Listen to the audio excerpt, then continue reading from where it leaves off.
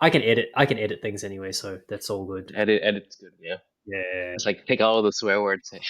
Oh well, I think like we'll leave it. We'll leave. Oh, I've marked the podcast like, as explicit. I think Hmm. I think most parents can agree at some point some swear words are being thrown around in the house Oh no, anyway. So 100%. I think if you're not swearing, you're not a good parent. Nah, don't so take that advice. Don't. I'll remind myself not to edit that part out. On that note, Mm. on that note, welcome to welcome to the podcast show. Hmm. This is, funnily enough, this is episode one, or well, this is the first recording. So you're the first guest, Tim. Hey, thank you. This is the Time to Grow Up Dad podcast with your host Chong, and I've got my friend and client Tim here to talk about all things parenting. How's parenthood, Tim? How's parenthood? Parenthood. Parenthood is very interesting for me. I do have two kids. They're 5 and 7 now. Um, and I tell you what, I've I think I'm forever learning, you know. And even I speak to a lot of my friends who have kids when they're like 14, 15, and even they say, oh, they're forever learning. It's and it's funny because like as a parent, you think having kids, it just gets better and better and better. And then you meet someone who's got a 15-year-old son or a daughter and they go, it gets worse. And like, what am I going to be looking forward to now? But I Yeah. think the moral of the story then is kind of like, what do you expect to see to determine what's better or worse? Like, sure, I mean, when they're still a kid and they're still like, really, they're just born, like sleep is bad, and then it progressively people say it gets worse. But I think if we can take that perspective and put that aside and kind of see how we as parents can involve ourselves in their lives, then of Mm. course it gets better, right? And I believe in parenthood, what matters is it's not to kind of like tell them what to do. I mean, of course, we will guide them on what they should do, but it is really building that structure for them. So from my perspective, what is the difficult part is how are we or how myself as a parent, what am I supposed to do to build that structure, a strong structure for them growing up, whether to make sure they have like a strong moral code, whether they have a good like ethical kind of like understanding of things. And what makes it hard is that means we have to have what we believe is a strong structure for them. So Mm. yeah, so sorry, I went off tangent there for a No, bit. no, no, no. That's very true. And for context, you might or might not know Tim. I've currently got a question. They say they say you should know this off by heart, but it's 1 plus. So wait, let me do the math. Oh, April, May, June, July, August. Like an 18-month old. And I think Oh, yeah, and so the exactly what you said. It's like building that structure for them is something that very much in line with you. Very important, at least the way I sort of look at how I want to end up being a somewhat competent father, a somewhat competent parent down mm, the track. And I think to your point there as well, mm, a lot of parents tend to say things get better. And I remember when even first couple months of parenthood, everyone who has kids who are a lot older than me say things do get better, but then in the heat of the moment, it just doesn't feel like things would get better. mm, So mm. yeah, it's interesting. With what was your experience like?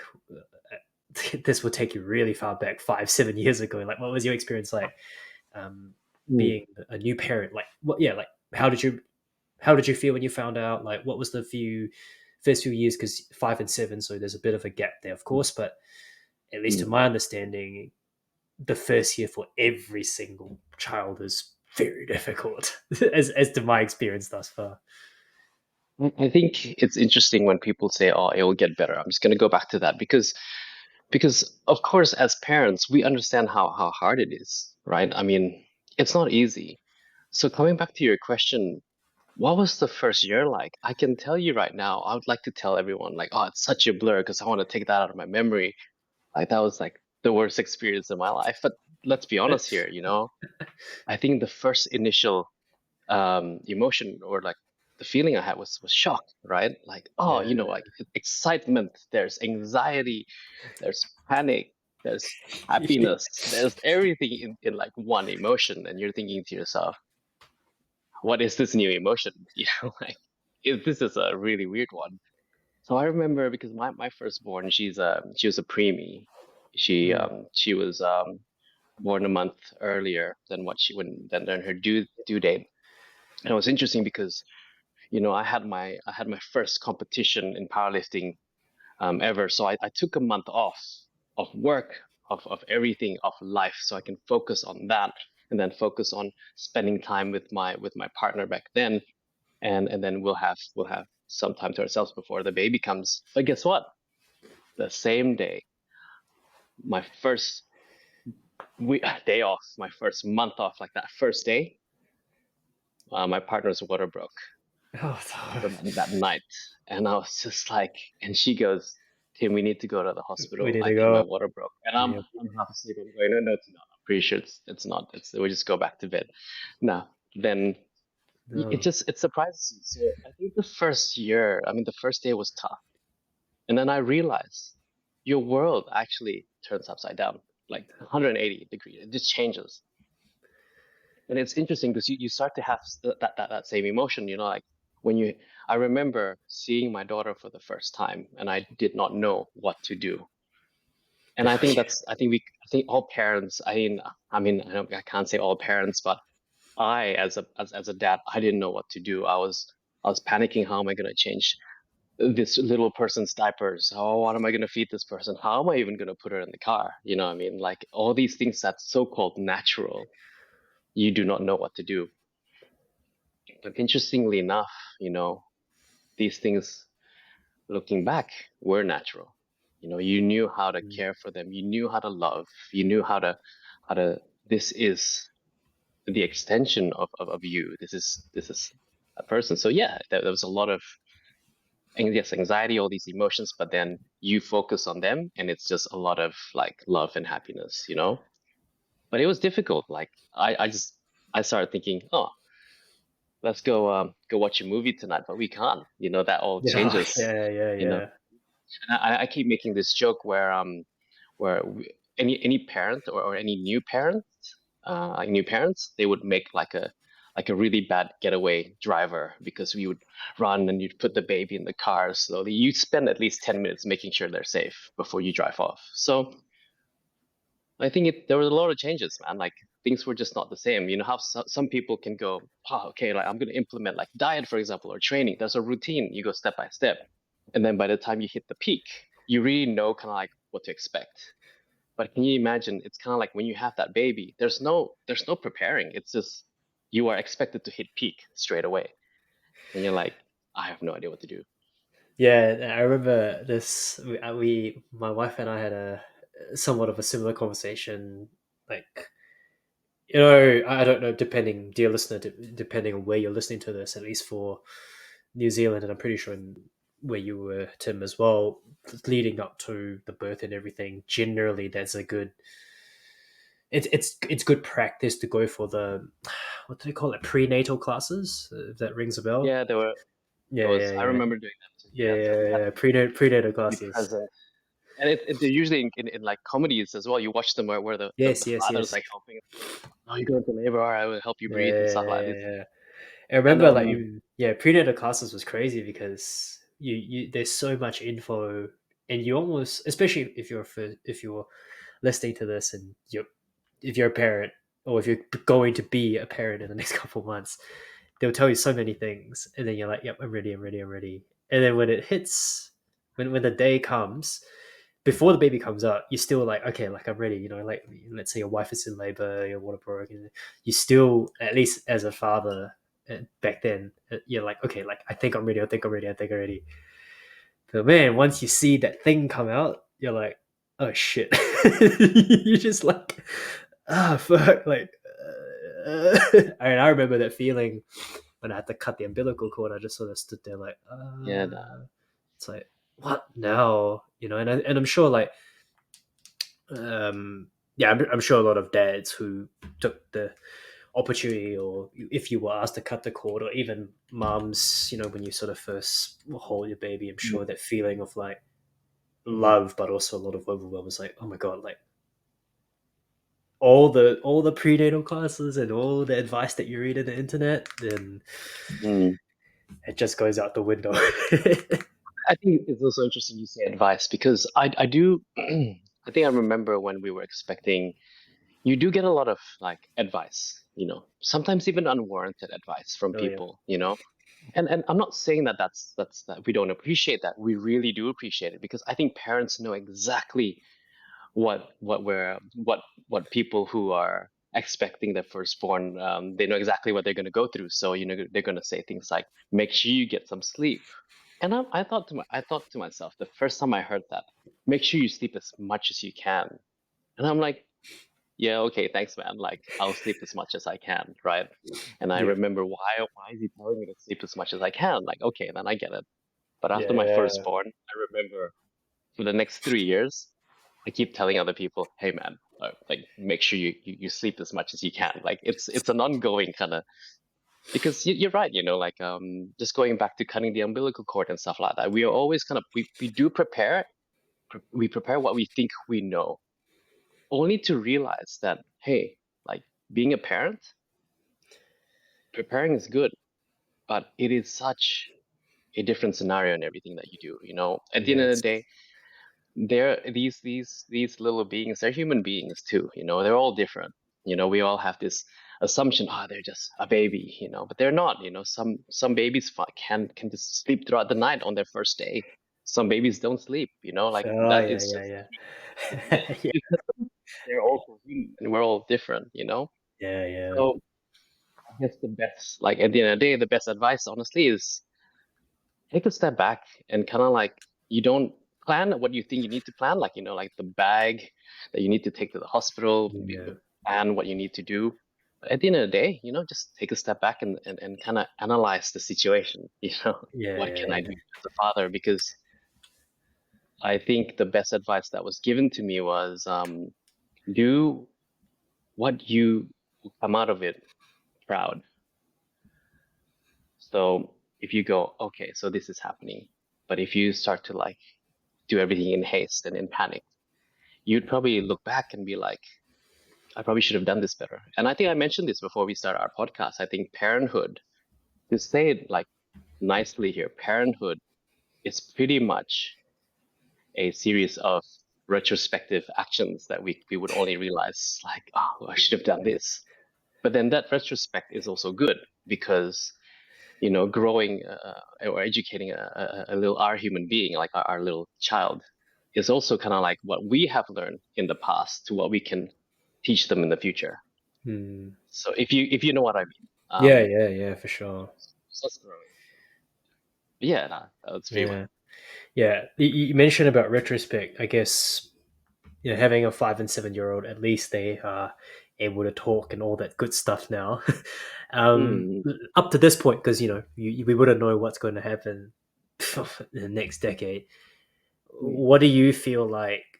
Not that it's either a good or bad thing, because I think every parent that I've asked this question sort of mm. responds differently. But without, if you'd like to, going into detail or just some general things, like what were some sacrifices that you did make, or maybe in retrospect, what were some sacrifices that you feel you should have made back Wow, then? okay.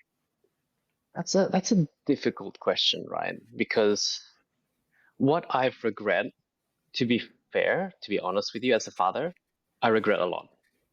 Mm, There are a lot of things that I feel I could have done better with my children. Yes, they are 5 and 7, and then people look at that and say they're so young. Don't worry about it. But I've mm, lost that time I have with my kids when they were 3, when they were mm, 1. Like or when they were 5. And I remember my kids would love. me carrying them, it got to the point where we were traveling to Singapore, and my son wouldn't let go of me. He was just hold on, and like it was Uh, like 5 hours of me just doing this, on the yeah. plane. Like every time there was like turbulence, I was like, oh yes, I don't have to move because the turbulence is doing it for me, and it's actually helping him sleep, right? And he's not like that anymore. He's 5. He's gonna be 6 very Mm, soon. So, I think the one thing that I wish I would have done is probably just spend more time with them. Invest more of my time, mm, invest a lot of the like the things that I had to do, but if I could drop that, for my children. So maybe that's interesting because also as a father, and most fathers are breadwinners, and I'm not gonna also say like women. A lot of the mothers are also breadwinners nowadays, and I yes. say this for everyone as a breadwinner for the family. I guess that is the one thing that's hard. If you want to spend time with the family or with your children, you can't because you also have to provide for them, you Mm, know? Um, and as that breadwinner, I guess the only sacrifice is you have to make that choice. Are you going to sacrifice a little bit of income to spend time with your children? Or are you going to are you going to sacrifice having some time with your children? And then obviously vice versa. But I yeah, think that's right. what we can do is also empower that, empower the fact that when you are the breadwinner, it is not only just a term. You are not just the breadwinner. You are also a parent, So Mm, when you do go out there and you do work and you do earn income for the family, you're doing that for a purpose, And I'm saying this for any parent, whether you're mom or whether you're dad. Don't feel guilty when you are earning that money for your family. And sometimes I can understand, when one parent's at home most of the time with the children, they may feel a little bit kind of like, oh, you're out there, how lucky. And let's be honest, like, and vice versa, right? Like the person that's working would look, oh, you're lucky you get to spend time with the children. But I think at that point there's that understanding between the two dynamic that, hey, we're both actually doing the same thing. One is working at home and one is working outside of home. Eventually that becomes a unified kind of like goal where we all work together for the children at the end of the day or for the family. So I mm, guess in terms of sacrifice, I think what I had to sacrifice was maybe getting to know my children when they were younger, you know. mm, Um, I think a lot of sacrifice was something that could be relatable to you and I would be competing. I think that's another mm, one. yes. That was a big one, especially competing is Massive, my passion, massive. and there was just no time.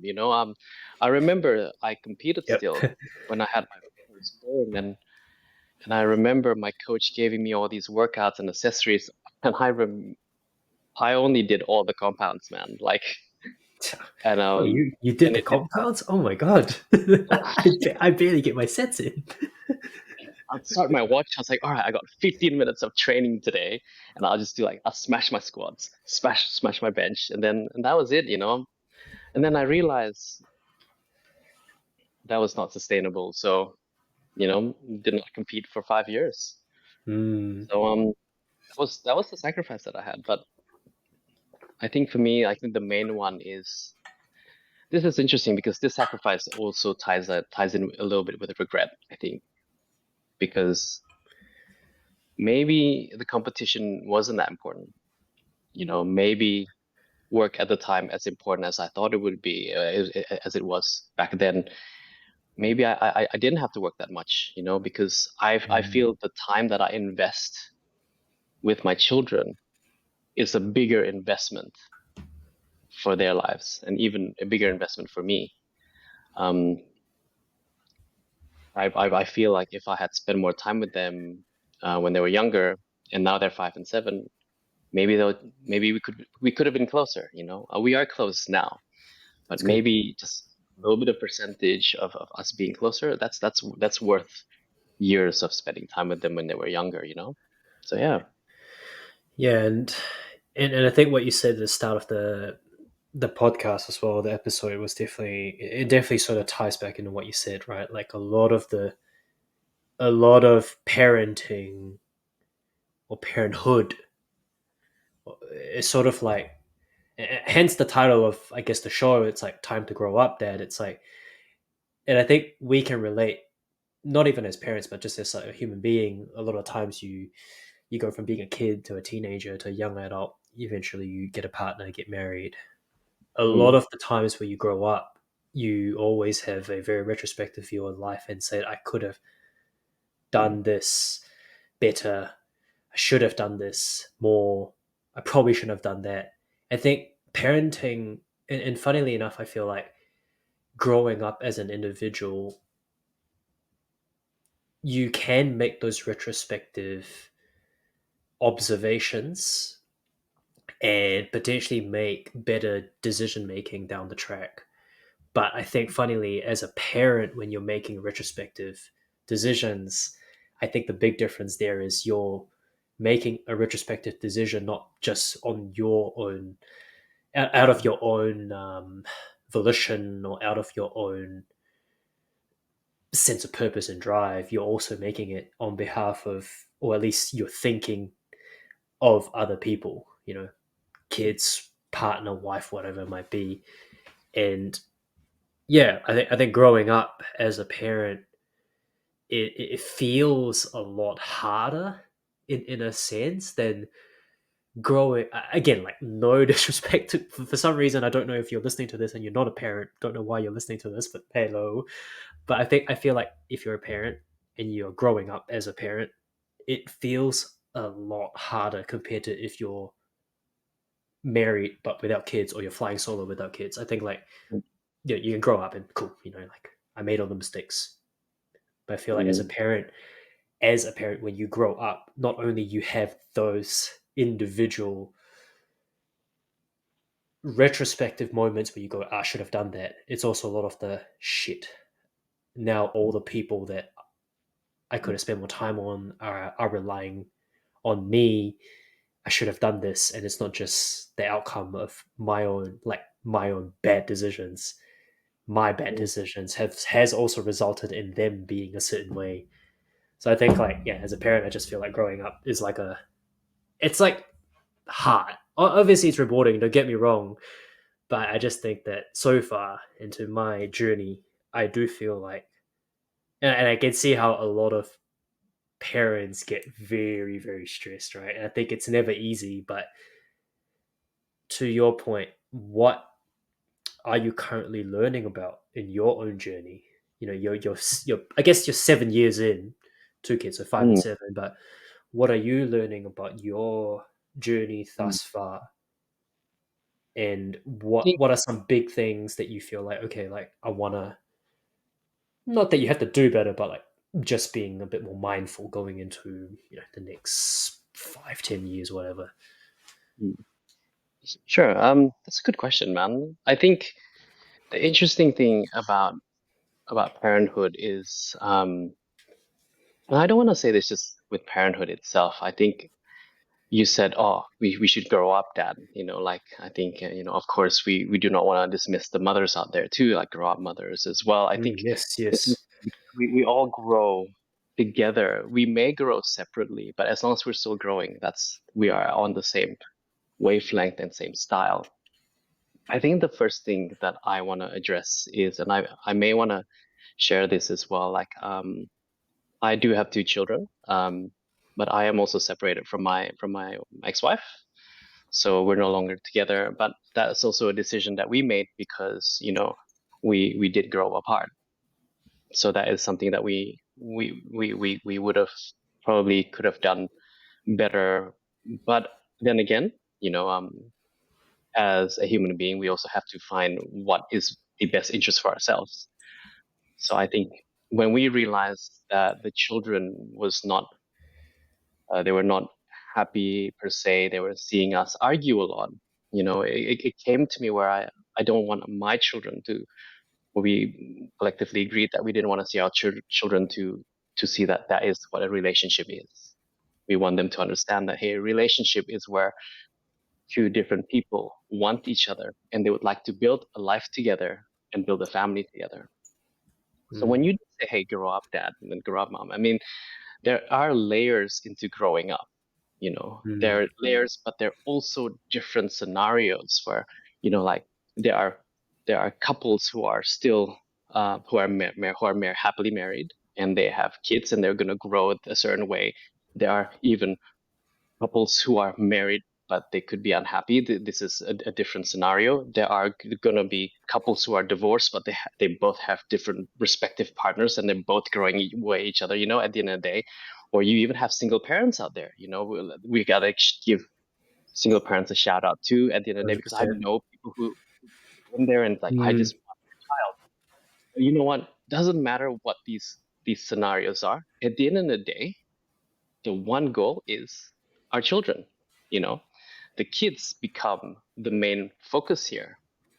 So when we say we grow up in terms of the layers we have in life, and you say, oh yeah, in retrospect I could have done this, you start to realize, and I think when you said, oh, it's no longer a selfish need to grow up anymore. It is we are growing up for, not really for other people, I mean, but when you say for other people, it is really just for our children, because I personally would like to see my daughters. It's just, this is related to this is probably only related to my relationship, but I actually don't want my daughter and my son to grow up and go, oh, okay, so is this my fault that Mm. mom and dad are not together anymore? And that's the challenges that I have, you know. So what I've learned from this is it is now my duty as a parent to make sure that they see the good in life. And for them to see that is for them to also understand that there are scenarios out there that different people, different families go through. And they are too young to understand that now. But if they can see that the outcome of every decision that if they make leads to happiness, it is the right decision. So I Mm. did I like mention that. this I like that. I think earlier. I did say this to you, like you can make whatever decision you want, whether you base that on selfish needs or you base that on like or whatever emotions or whatever virtues you put into those decisions. But sometimes there's decisions that can be malicious, that can be harmful. But don't but remember, there's also a decision that you will base it on kindness. And I do believe if you base things on kindness, and if that kindness act aligns with the moral act that you have, that is a good decision. Mm. Um, if you do that, and if you base any action you do that based on those two things, I believe that you would come out of that, whether you planned it or you see it in retrospect, whatever it is, you would still be proud of that. You know, For I'll sure. just give you a very simple example. I could be driving. I have no kids in the car. Some guy cuts me, and I'm like, oh, what the fuck? You know what I mean? And then you look back and you're like, that was silly. Like that something bad could have happened, but it's okay. I've let out my emotions. I've told him what I felt about this, and then Yeah. all of a sudden, like you get to the next red light, and he's right next to you anyway. So like, It's like a. usually they look at each other like, "Oh, hey man, I'm sorry about that," and then they're like, "Okay, yeah, it's all right." And then you kind of like, in retrospect, you look, I probably shouldn't have been gone angry. So that's a lesson that you learn. However, if I did have like my kids in the back, I'll still have the same emotions, right? But Mm. then you take a step back. That's what I said. Like you have to take a step back and see like, what decision am I going to have to make now, not to have those selfish needs to kind of like Mm. what. But then I now have to look back and be like, what am I going to teach my kids that are sitting at the back? So when they go, "Oh, Yeah. dad, that guy just honked at you," I was like, "Yeah, I know, but that's just him. Maybe we had a misunderstanding, and that was his only way to communicate, which was this." So I think if you look back and they saw that, they'd be like, "Oh, okay, then they can learn. They can learn to kind of like accept that. Okay, we can't control other people, but we can kind of control how we feel about it." Mm. So what I've learned, and this is a very tough one, is just really regulate like how I have to regulate my emotions. Mm. But it is the resilience that I have, right? It's my It's resilience to kind of like decide. on how am I going to portray this emotion? Because let's be honest, man, like when I was younger, and this is something I regret too. I could have done a lot of things like much better in front of my children. Now I look back and I'm like, I could have done that, but it doesn't matter because whatever I've learned in the past, I can now use now with Mm, my children. And yeah, I look back and I'm like, I'm proud of that action. And I'm also like, I'm happy that I've shown them that because hopefully now they can learn from that. So yeah, like that's pretty much it into what I've yeah, learned. I've learned to really calm down a lot, and I've probably matured a little bit since then. Since then. yeah, yeah. I think like it's a very nice way to sort of wrap up this episode because sort of one takeaway there is that,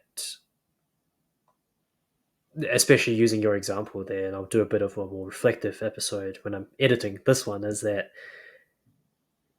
it's very easy for us to sort of be uh, to just let our emotions fly when we're alone Mm, or when we are potentially with people who might not who we don't really have any responsibilities for. We can let our emotions fly. Like, for me and you, full disclosure, right? Like, Tim works with me. I coach his nutrition at this point of recording, and if there's something that he doesn't like or something I don't think it's right, I'll tell him and he'll tell me. Right? We'll just let it go. But I think with kids, like you said, they really make us sort of they teach us that skill to go, hey, hang on, like if I'm going to say this to someone, maybe I'll put it in a way that has some type of lesson for our kids, like you said, in the car, mm, teaching them that lesson. And then, yeah, I mm. think that's a great way to kind of wrap up this episode in a way that kids will teach us things that you might not expect. So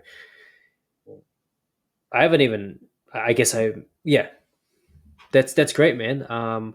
Where can people find you? Like, I know that obviously at this point in time, everyone knows that you're a parent of two, but what do you do for work? Do you want to plug out anything? Do you do any sort of, yeah, like where can people find you? Do you do, I know you're a personal trainer as well. Like, yeah, plug away, shout away, and I'll put that in the show notes for sure. Well, I work at a gym. I'm in Perth, Western Australia. My Instagram tag is Zaquali. I guess if I did this, you can probably edit the video in a way where you Yeah, can I'll find it. figure it out. Yeah, it's in Uh, there, show notes somewhere there. Yeah, in the link. somewhere. Yeah, we'll leave a link. I do strength training. It is a passion of mine. So when I do train that, I do. It's an extension of what I love to my clients, and usually it's very it's contagious, man. Like powerlifting is very contagious, so Yeah, it's start to love definitely it too. very, for sure. Um, Actually, Chung, I know I'm not. You probably might edit this later, but I think what I wanted to say as well, and this is tough. I think as parents, man, this is like an interesting thing that I want to bring up. I kind of like lost my train of thought here, but as parents, I realize we always kind of make mistakes, right? Mm, And I also realized that we pressure ourselves to always, oh, we have to do better, have to do 100%. I do want, and this is really cliche, and I read this everywhere. When they say, hey, look, if you can only give like 1% on that day, but you're still doing your best, you're doing 100%. mm, And even if you're doing only like a certain amount of effort, but then you progress 0.1% the next day, it doesn't matter. It's still progress.